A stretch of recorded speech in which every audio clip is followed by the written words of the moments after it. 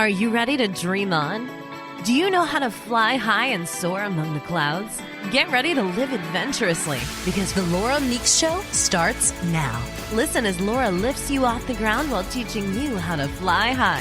Forget ground-level drama and be prepared to confront your dreams head-on as she encourages you to navigate towards your North Star and into what just might be the best life you've imagined. Dream on. Live adventurously on The Laura Meeks Show.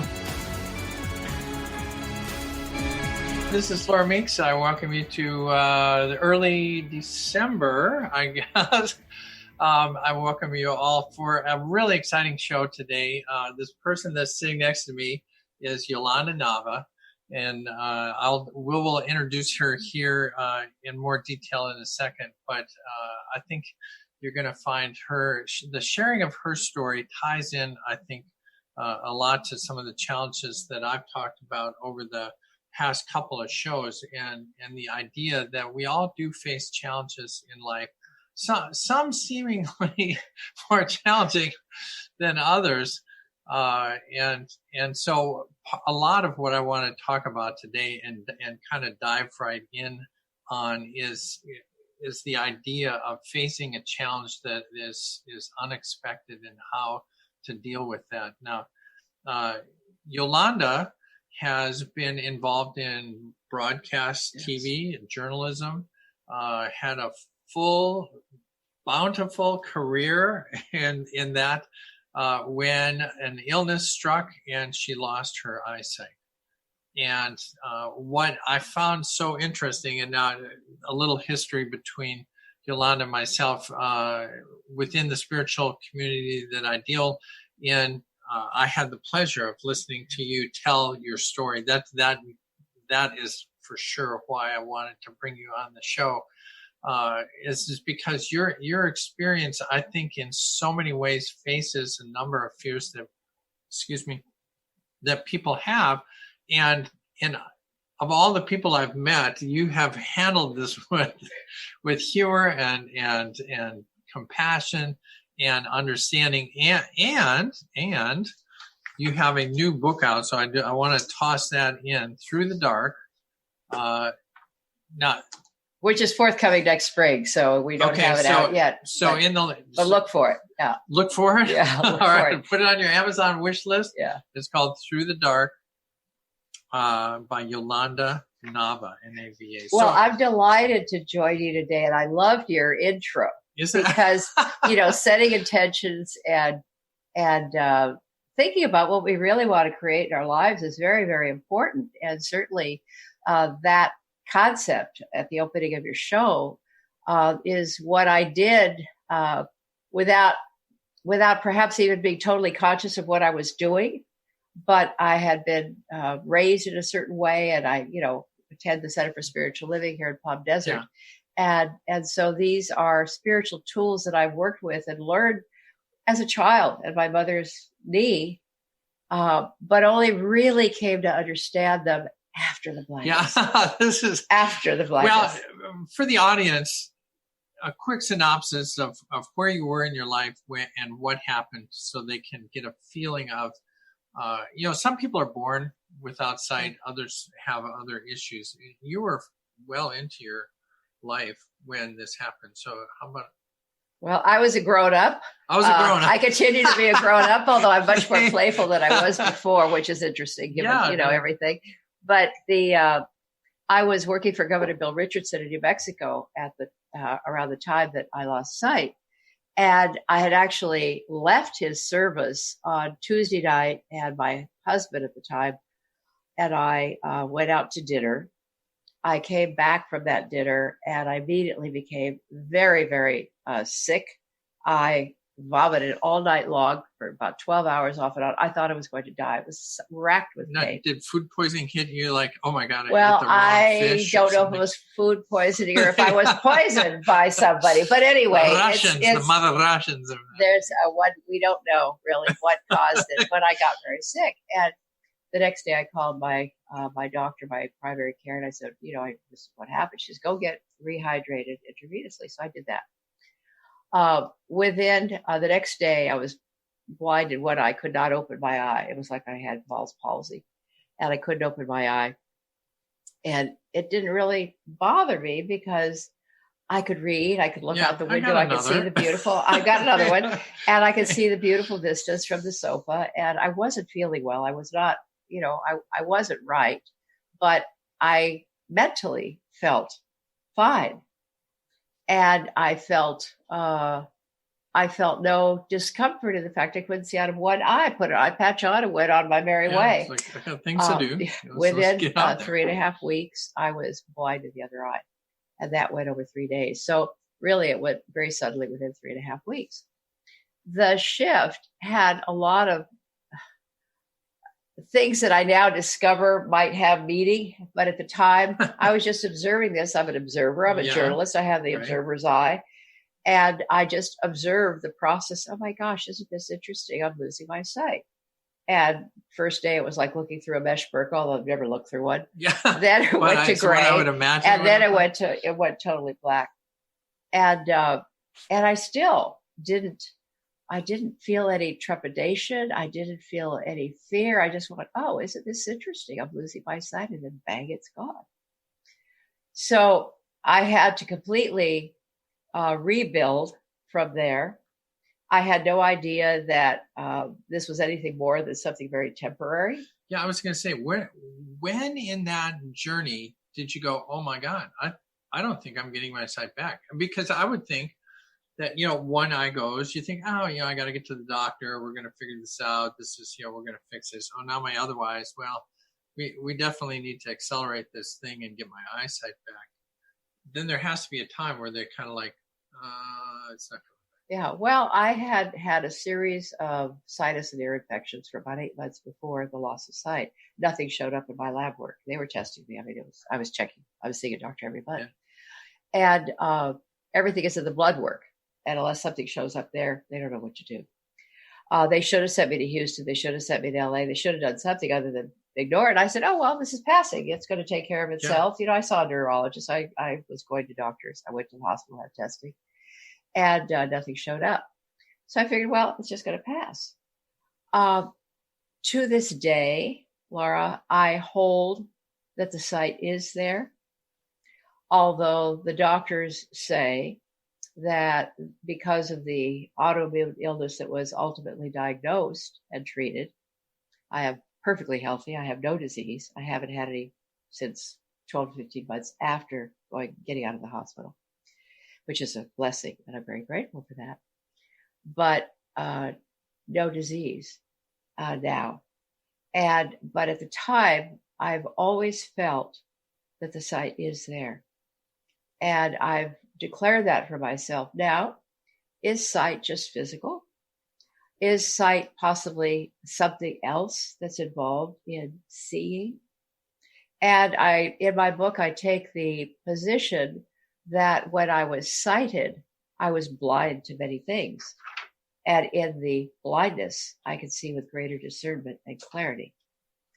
Now that might sound strange to people out of the audience, but it is significant. And I love to quote the definition of eyes in the glossary of the book, Science and Health, the Key to the Scriptures by Mary Baker Eddy.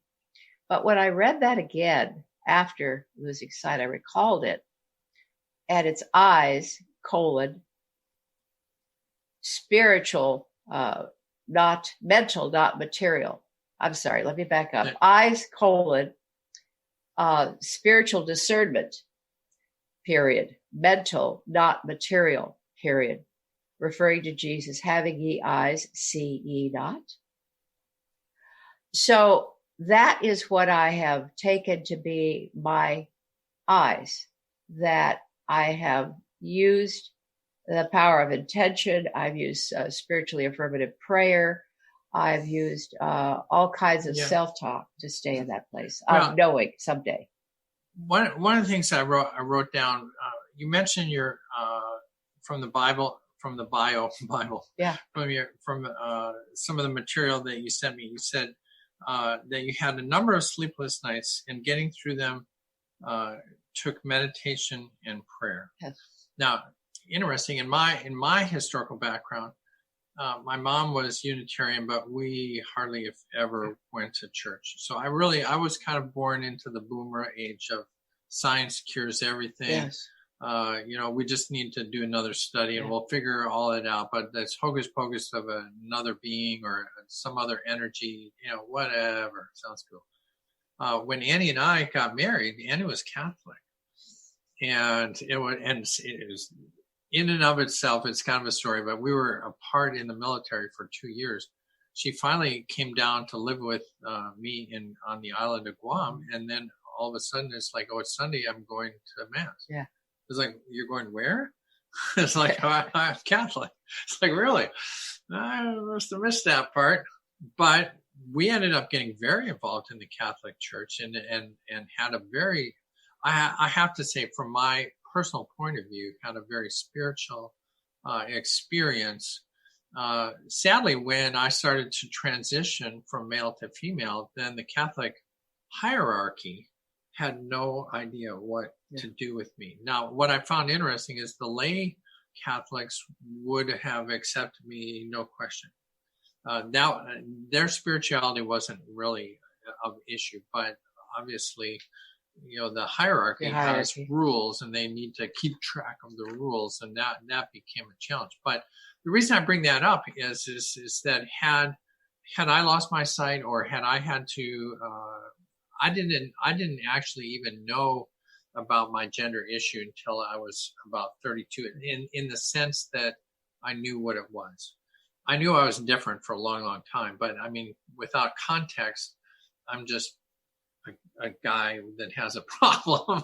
But now that I know what the problem is, so I was midlife, and for me, that would have been challenging if it had happened any earlier. It would have been really challenging because I would have had no spiritual basis to play with. And so one of the things that you talk about is the power that you had from your spiritual side, that you had meditation, you had prayer. Tell me, because I think for our audience, this is a real key spot. I do think that there's a number of people who would be listening to us today that might not have a huge spiritual background and would want to know, hey, if I lost my sight or something, divorce. I mean, there's 1,000 things that happen to us. Tell me about how do you do it? How did that help you? And why did that help you? I think there are a couple of reasons for that. I was raised with a belief, a deep faith in God, and the God that I learned about was all loving, all knowing, all wise, a mother, father God. Because we couldn't manifest as ourselves if we didn't have that mother wisdom. I'm not sure that's the God I heard about in the Catholic Church. Well, no, you wouldn't. You wouldn't. But see, this is what's happening, and our sense of God is changing. And when people say, "Why do bad things happen to good people?" Well, what is the God that makes this? Isn't I don't believe in a God of vengeance. In a God that, yes. I would wholeheartedly agree. And I think that the teachings that helped me get through those dark and lonely nights in the hospital, which you referred to, it was scary as all get out.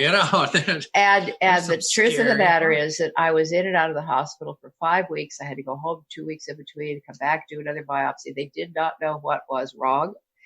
And there was a lot of uncertainty. And yet what I fell back upon automatically, as I have in other circumstances when I've had, quote, an accident or something that could have broken my neck or killed me.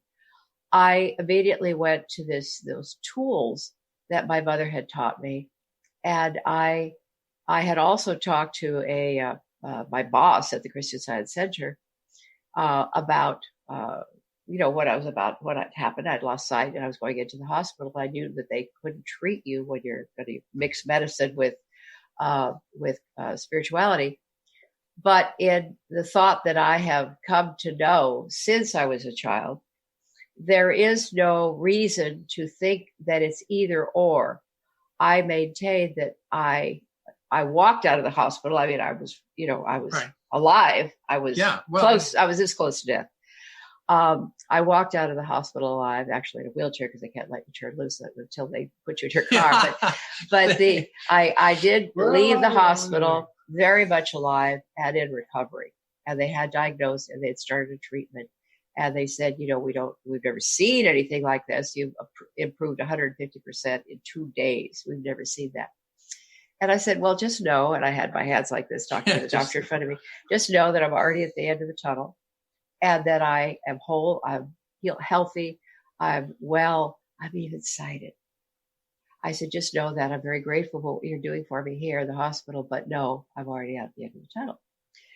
So I think that setting of that intention for myself was very important. And I was using my spiritual tools. I declared perfection and wholeness through different things I had learned as a young child. There's no life, truth, intelligence, nor substance in matter. All is infinite mind, that it's infinite manifestation for God is all in all. That's powerful. That is powerful. That's truth. Yeah. And the other thing that I did was I self-nurtured myself when I was not feeling well as a child. My mother would sing hymns to me and recite poetry to me that was written by Mary Baker Eddy. And one of them was about being on upward wing tonight, that the Creator is inherently supporting and nurturing and guiding us all the time. And so this self-nurturing, this singing mainly one song that my mother would sing to me, pulled me through because I would sing it. I felt it. I knew it to be true. And the other part of that song, apart from, being on upward wing tonight, on uplifted wing tonight, that's very important. Right. I'm not going to fall. The nestling's faltering flight, the little bird who has to jump out of the nest and fly. Something buoys that little fledgling up. And in the poem, Mary Baker Eddy is saying, guide my child on upward wing tonight. So I was self-guiding myself. I was providing my mother love to myself and bringing in God's love to heal the condition that I was experiencing. And I say it was spiritual tools and damn good medicine that combined. And I'm a big fan of a collaborative event. I mean, I really don't think that you can just affirm your way to pure health. Yeah. I mean, I'm not saying that you couldn't. I think it's advantageous to take advantage of everything that's around you. Well, you have to know, like we are taught, you have to know that God is in everything, in everyone. And so there is support in every single aspect around us, and we can draw from it. I drew from both spirit and I drew from medicine, and I had the best medical team you could have at St. John's Hospital in Los Angeles in Santa Monica. So the combination, and I had prayer chains. I had girlfriends in Los Angeles, at Agape, prayer chains, and in New Mexico I had prayer chains. So I was very divinely provided for. Everyone was calling upon God and angels and anything that was going to get me through that experience, and I held it for myself as an intention. And when we pray affirmatively, we have to feel it in our bones. We have to feel it. And when we get to that place, it's not wishful thinking. It's feeling and setting the intention, doing the daily work, doing the prayer, doing whatever you have to do to clear your mind, because thoughts are things. Thoughts are things. And we get what we pay attention to. So if we're whining and moaning and negative and this and that and the other thing, I have this and that and the other thing. Okay, you're going to have it, because I am is a declaration of spirit, of God. Well, and I want to kind of go back to that idea. If you're grappling with, divorce, weight, any of a billion things that happen to humans. I don't know if you saw this. I did a very interesting little video at the center where we were talking about manifesting. And I told the story about manifesting golf balls. I remember that very vividly, yes. And the whole kind of the issue was I was walking around a golf course in my daily walk, and I was power walking, and I was really not paying attention to anything around me when, I found a golf ball. After that, then I became aware that I think is a piece of pie. Awareness is very important.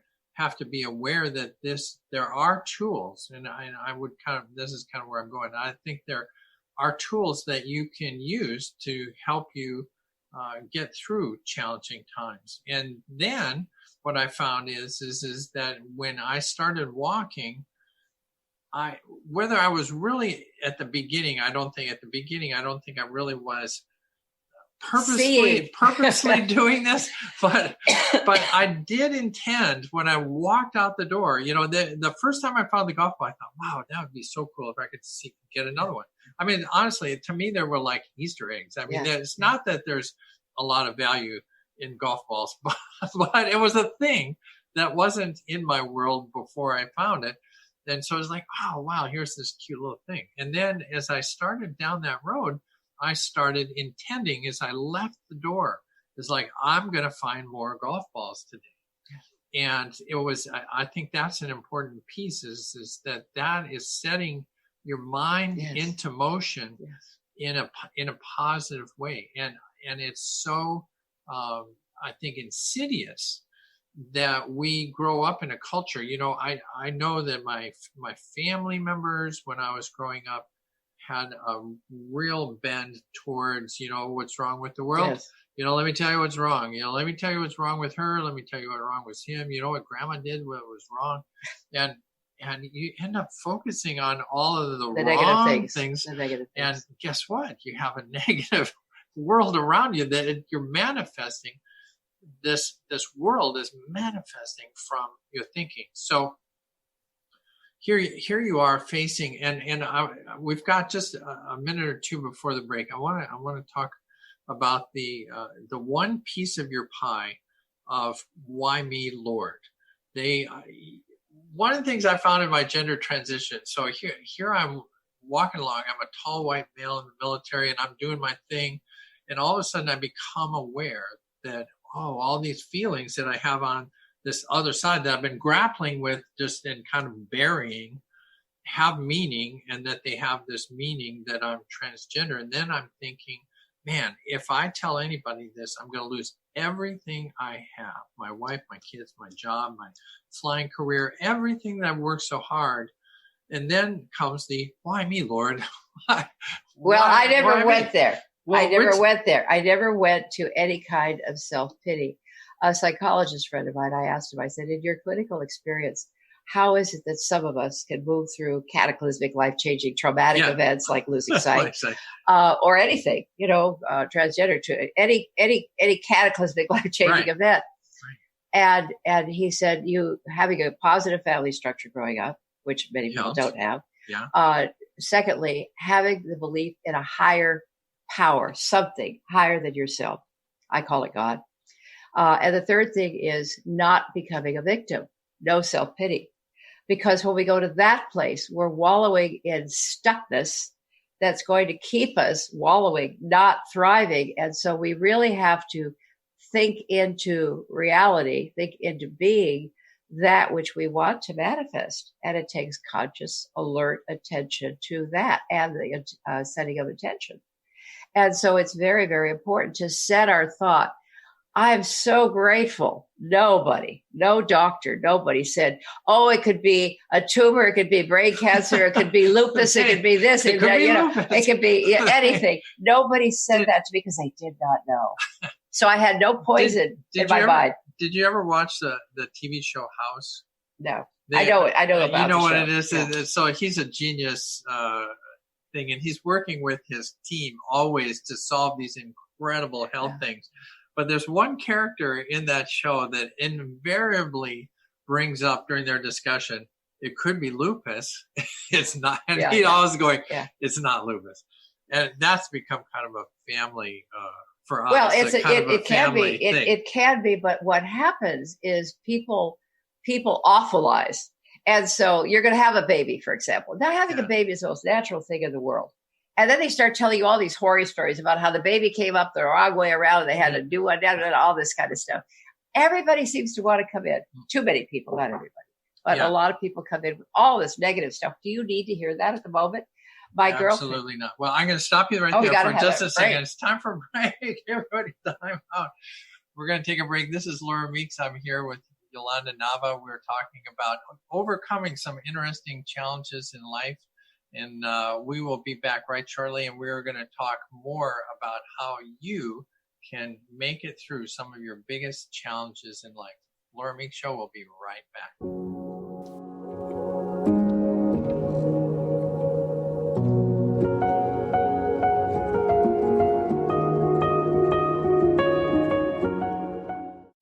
Do you know how powerful your thoughts and beliefs are in determining your experience of your life? Is it really true that simply by changing some of the words you use in your day-to-day language, that you can change your life? I'm Megan Edge. Join me on Playing on the Edge, Radical Change with Ease, with my co-host Dr. Pat on Transformation Talk Radio.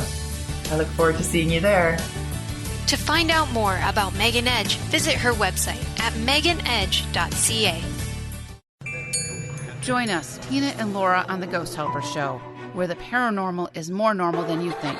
We break down the doors of the scary and the airy-fairy in a logical, scientific approach. As psychics who once led ordinary lives until paranormal events reshaped our world. Join us every Thursday at 10 a.m. Pacific on TransformationTalkRadio.com and Facebook Live. We prove that the paranormal is more normal than most people think.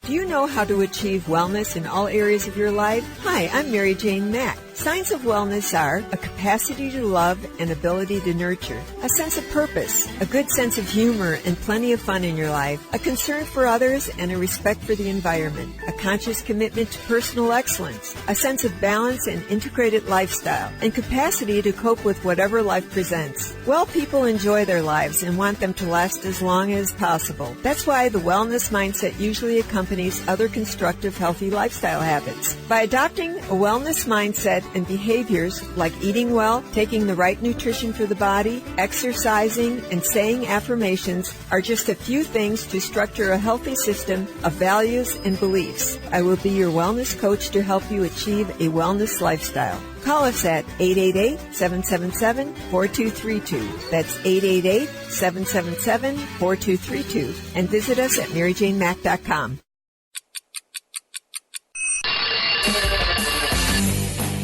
Coming to you live on TransformationTalkRadio.com is The Brilliance Ultimatum. Time's Up with Claudette Rowley. Powerful conversations, practical innovations, and transformative solutions as Claudette and her guests delve into the possibilities and what she calls reality resistance. Join the cultural revolution and annihilate obstacles. Check it out at culturalbrilliance.com.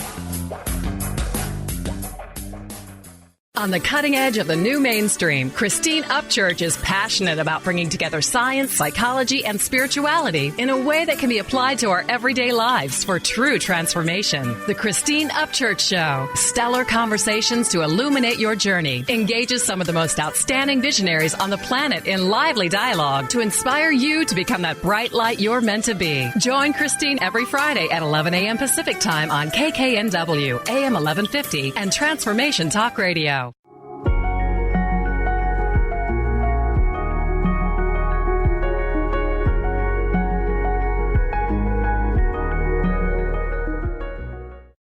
Hey, welcome back. This is Laura Meeks. You're on the Laura Meeks Show. We're here today with Yolanda Nava.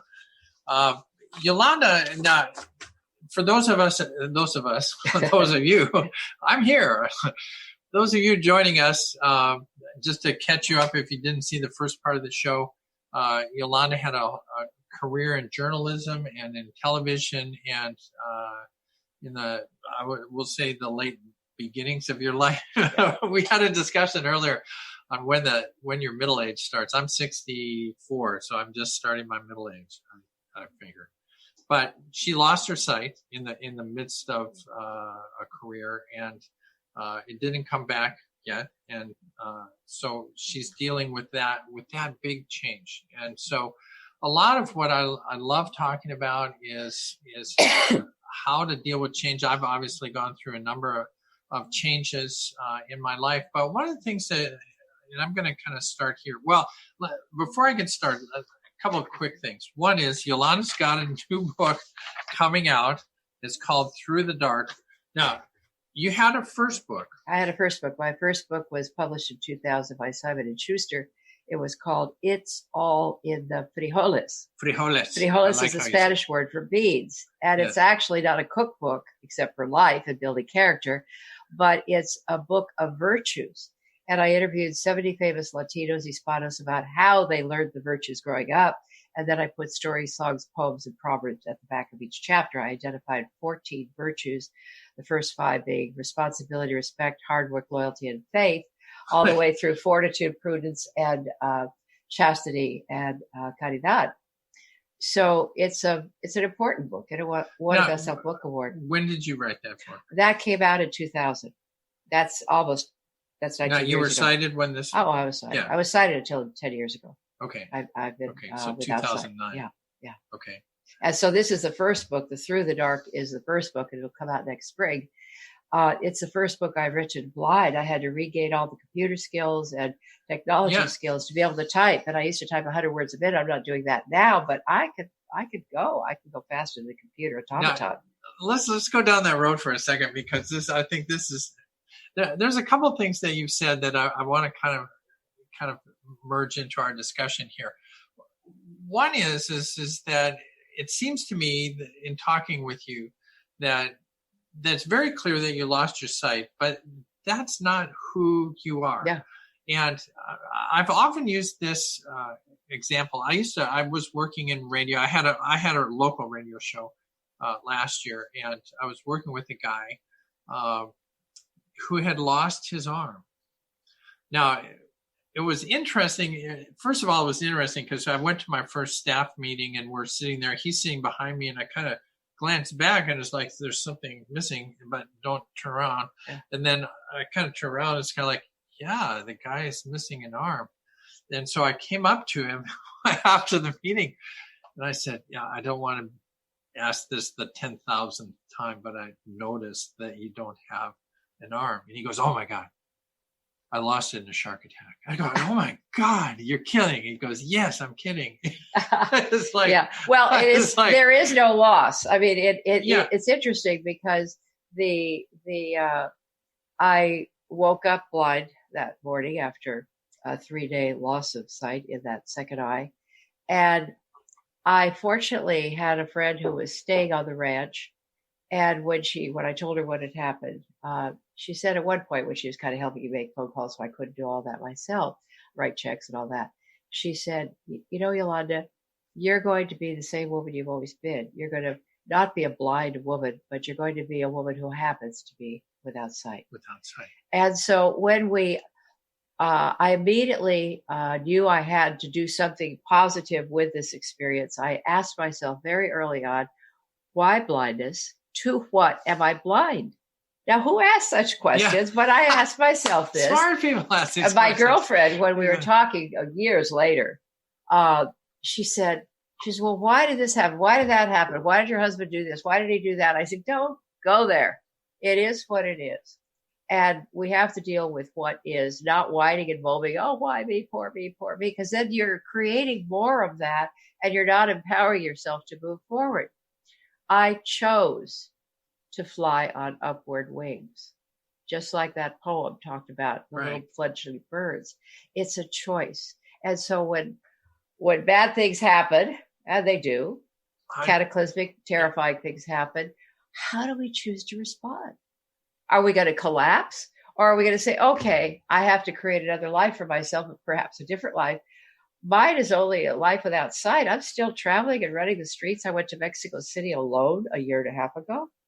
And I travel alone. I do a lot of stuff. I go shopping. I cook. I entertain. I do, I even met the love of my life. Yeah. So there's nothing to stop you except your own sense of pity and limitation. Well, that sounds mean. It's not. It's not meant to be.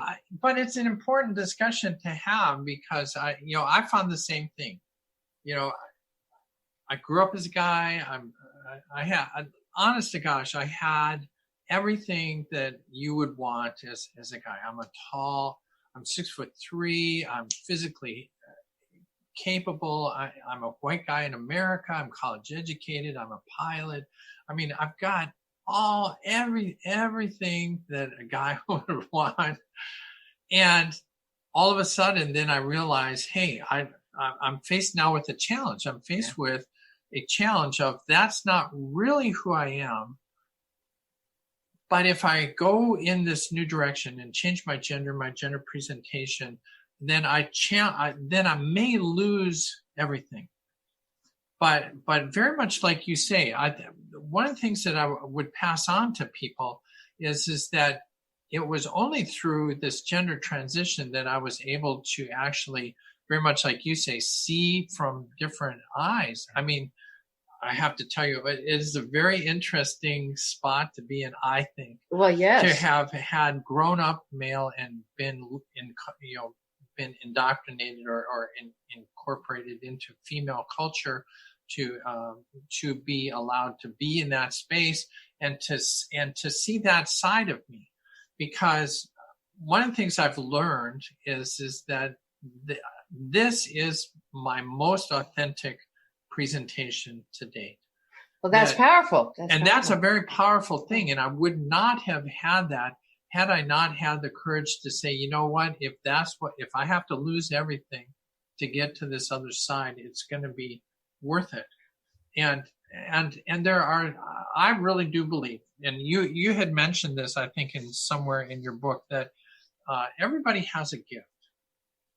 And I think there is purpose, perhaps, into the challenges that you face and the challenges that I face and that everybody faces. Yeah. Those are the, to use an old analogy, if you're going to make steel, you have to go through the fire. There's certain things that have to occur when you have to build your strength and do something. Well, again, we get what we give attention to. So you set an intention, you knew you had to rebuild your life. I set the intention that I was going to be an active, dynamic woman, just as I had always been. It just happens that I can't see. So I need some, help from time to time. I have many angels. The other day I was at the train station and we thought it was going to rain. And so I asked the driver that took me there, get me a security guard so I could get a red cap right away, because I don't want to be outside the rain if it starts to rain. Well, I had the A team that day. He was an Alfred, the driver. He got me a security guard who was an Antonio. Yeah. And then the third guy that helped me, the red cap that helped me, was an Alfredo. And he said to me, he said, how long have we been doing this, Yolanda? It's been 7 years. So I do have wonderful help. I also move out into the world without fear. And I think one of the things that helped me in the hospital was I really was thinking about how do I overcome the pain and the fear? I automatically started praying, spiritually affirmative prayer, and singing to myself. And in the poem, the hymn that I was singing to myself, it talks about, make me glad for every scalding tear, for hope deferred, in gratitude disdain, to seek and love more, for every hate and fear no ill, since God is good and loss is gain. Now, who says loss is gain? And when I went through the hospital experience, thankfully, I was diagnosed and treated so that I came out of the hospital alive, prepared to thrive and create a new life again. And I immediately set the intention of how do I learn from this? How do I help other people get through these cataclysmic events? Because we can do it. And there are people who are stellar examples of it, and we need to learn more about them. I only learned about Helen Keller. I cannot imagine being both deaf and blind, but she's done it. She did it, and other people do it as well. So it doesn't matter what cataclysmic, life-changing thing we experience. We have the ability to intend to create a good, whole, healthy, active, meaningful life. And in my case, it was the sense of purpose that I had to write. If I wanted to live, and thrive, I had to write. I saw a very clear pathway. I did a dialogue. I do a process called journal through the intensive journal program. And we do dialogues with person, place, event, society, or body. And all of these dialogues are very important. It's an I, thou experience. But when I did dialogue with body, it tells me many things. You follow that dialogue. You obey what your dialogue body tells you. And I did a dialogue for work one particular weekend when I was staying with a friend after I got out of the training program in Colorado. And I saw that I had to go straight ahead. I couldn't go to the left or the right. I couldn't do any of that. I had to go straight ahead. I had to write for my life. And so it was a setting of a higher purpose, of setting a higher thing towards which I could work, which has driven me. Well, and I think we had a discussion in the car about purpose, and our discussion kind of revolved around the fact that as you're getting older, to get into retirement and do the things that people do, we have set an expectation within our cultural stories that you retire at 65, and then you're an old person, and then you I don't know, take a couple cruises and sit around and see the grandkids, and then I don't know, you go out somewhere after that. But we've had a number of examples, and you're a great one in that when something happens, and in my case, I very much like you, I'm thinking, hey, I was a pilot in the Air Force, and if I make a transition and become and present female in the world that I was in 1995 when that was happening, my one thought was I could go to the airlines, but the airlines would never have hired a transgender woman pilot in the 90s. Yeah. Now, maybe I may be wrong, but that was my impression. So then the question was, so my life is over. I guess I'll never fly again. Well, that's obviously not true. I fly gliders now. Flying is always part of my life, and I love that piece of it. It just means that we had to make sure that we were heading for some purpose, to find a new purpose. Well, I think purpose is very important, and the setting of intention. When I went on pilgrimage to see John of God back in 2017 in March, because a friend had said, I know you're going to see again, go see John of God. And the first time she said it, I didn't have time to break away because I was in the middle of my book. Well, I was in a better position in 2017. And we were given 3 intentions. So the first, obviously, was the restoration of my sight. And I do perceive. I do see with spiritual discernment. A lot of people said, you can see. You're just fooling us all. Because you see everything. You see everything. I'll try that. And then the second intention that I set, without intending to have these intentions, they just come up. I had to come up with something fast in English to translate into Portuguese for John of God.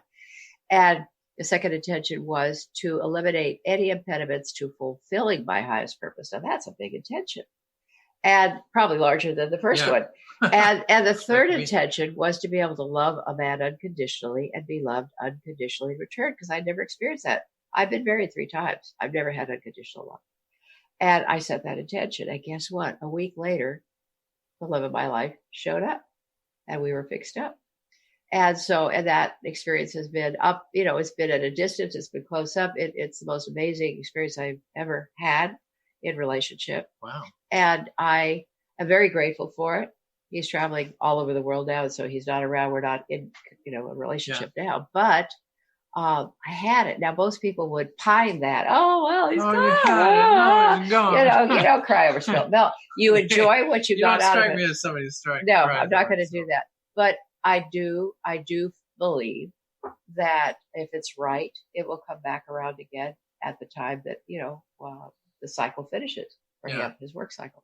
And so I just hold that open, and whatever goes on in between, I'm not stopping my life. I'm living my life. I've written the book. I've got to launch it. I got to do a lot of stuff. I started writing poetry to him. That opened up a whole different area of creativity. He became my muse. And he said to me, well, I'm glad I can be of some help. I can't be with you. I mean, I'm glad I can be of some purpose, and so the creativity just opened up, and that was part of heart opening up and really feeling the sense of unconditional love, which I think is a place all of us can move towards, because instead of living pitiful, self-pitying lives over what spilt milk happened, what eye loss happened, whatever catastrophe happened, we need to figure out, okay, now what? What do I do? To what am I being called? This would be my question. As I'm thinking about our viewers, and they're going through stuff. First of all, can I assume that you're as human as I am, and you have depression? I don't have depression. I might have momentary periods of Pity party, but not really. I went to a self-mastery program in my 30s, and I've done it a couple of times. And she would say, you can't hang around all day in your pajamas. This is not acceptable behavior. And she said, you just shorten it by an hour every day. Yeah. And in the morning, you'll give yourself 20 minutes of pity party, move on. And so if I do feel down, I don't feel like doing what it is I need to do, I say, okay, then what's this all about? All right, maybe you need to do a little bit more spiritual work. Maybe you need to do a little meditation right now. You need to do some self-care. What is this really all about? And I think, too, we were going to talk about fear, to not be afraid to face the day. Fear is F-E-A-R, is false evidence appearing real. And so we have to know what is our real evidence. We have to know that what we give attention to is what we're going to get. So we always have to be thinking about, why am I here? What is my purpose? What is mine to do? And if you're busy doing what is yours to do, you discovered yours, and I've rediscovered mine, and I'm giving it time. I started meditating daily. I really give more time to my spiritual practice and reading and studying, the spiritual tools.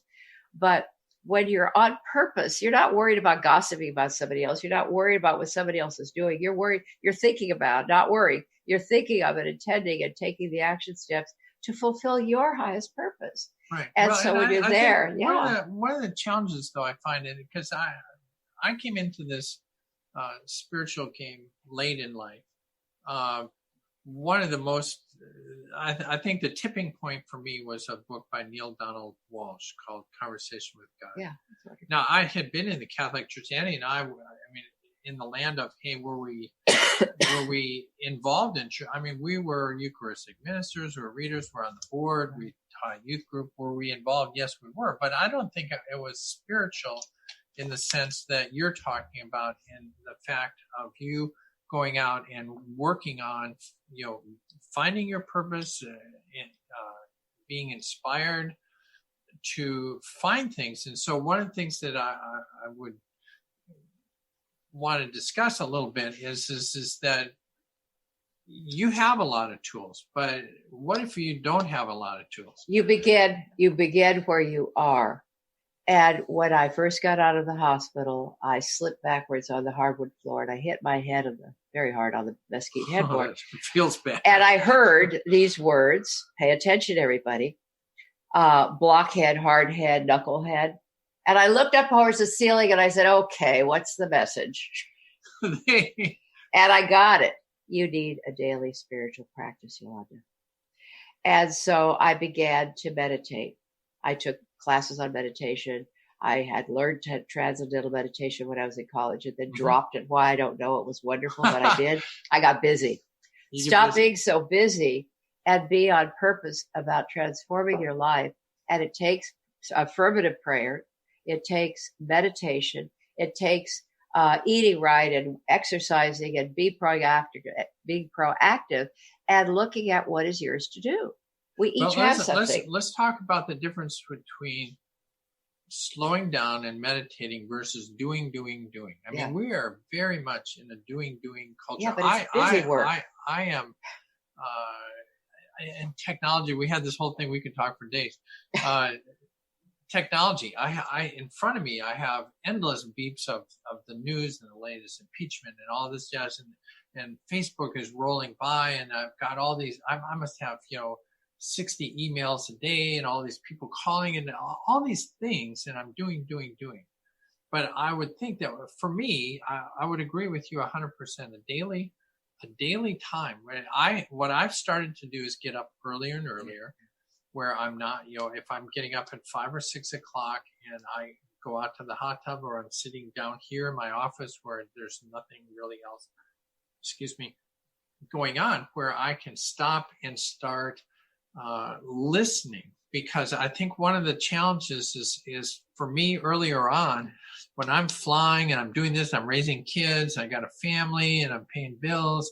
There wasn't a lot of time to say, okay, what's my purpose? It's like, yeah, I'll get to that. And I think part of the challenge, or part of the benefit that I've found in the spiritual world and the training and the tools that I've gotten since then, is the fact that if you do realize that taking 30 minutes to an hour a day where you're slowing down, then you're actually, it's one of those things where you're actually multiplying your ability to do, because you're getting inspiration. Yes.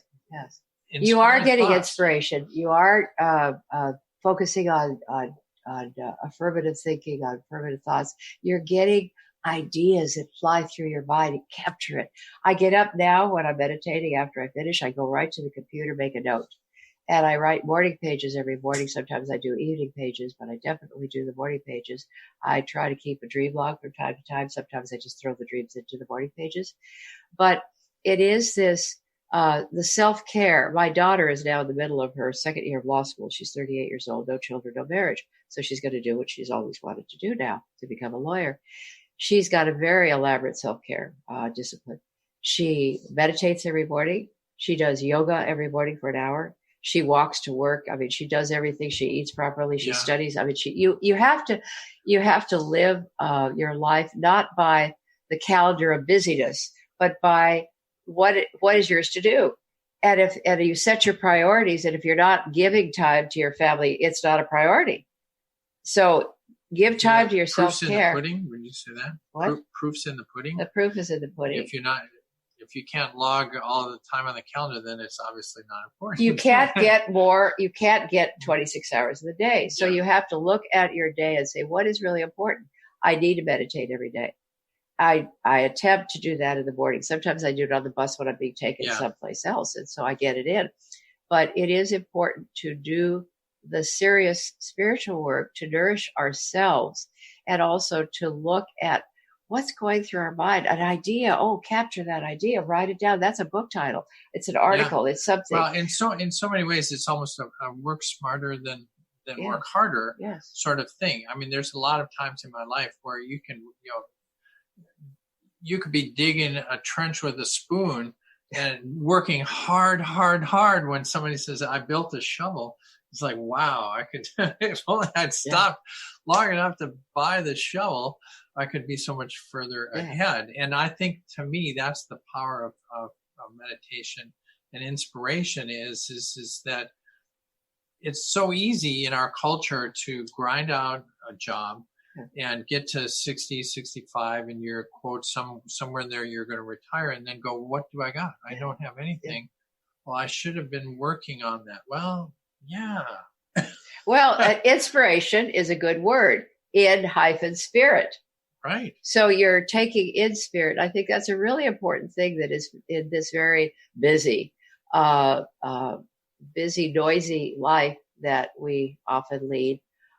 It's very important to take in spirit. And first things first, Franklin Covey, first things first. He was very popular 20, 30 years ago. Well, he's still and he still is. But I'm saying we're not hearing it all the time. If it was first things first, we wouldn't be listening to tweets. But that's another topic. That's another topic. Well, we're almost out of time. Let's talk about your book. For real quick, I want to just talk about technology. I'm sure if I was watching this show and I'm thinking, okay, I wake up every morning and I type all this stuff on my computer. How do you know what your computer says? Oh, well, the computer, I use audio software called, first it was Windows, now it is JAWS. So I listen and I can type and it talks to me. And then I could go back in and edit and all of that. I got help with my first submission to the publisher. And then I went in again and I just went over it word for word myself. Because, you and I have emailed back and forth. It's like, I wonder how she does I could do email. It's audio software that allows me to do that. I can't play around that much on the internet because the links don't always work and that becomes cumbersome.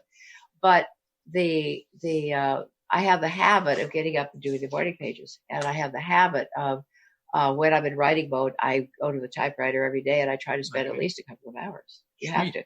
All right. Well, sadly, we are totally out of time. Didn't that go by so It went fast? very quickly. Through the Dark, Yolanda Nava. Through the Dark is coming out this spring, so put it on your Amazon wish list. This then www.yolandanava.com is my website. You can track me there. Okay, and we'll have the producer produce that on the replay so that we can get that in the notes down below so that you can connect to her on the site if you have any questions. And you can also email me. So that's, sadly, that's as much as we're going to have for today. This is the Laura Meeks Show. I look forward to seeing you. You guys have a blessed holiday, and I look forward to seeing you in our next show. You've been listening to the Laura Meeks Show. Dream on, fly high, live adventurously on Transformation Talk Radio. Thank you for tuning in, and we hope you'll join us next month as Laura helps you find your unique gifts so you can bring them to the world. For more information on Laura Meeks or to listen to past shows, visit her website at flyhighliving.com. Check out her hit Dream On 12-week course, where you get the personal attention you need to fly high in your new life.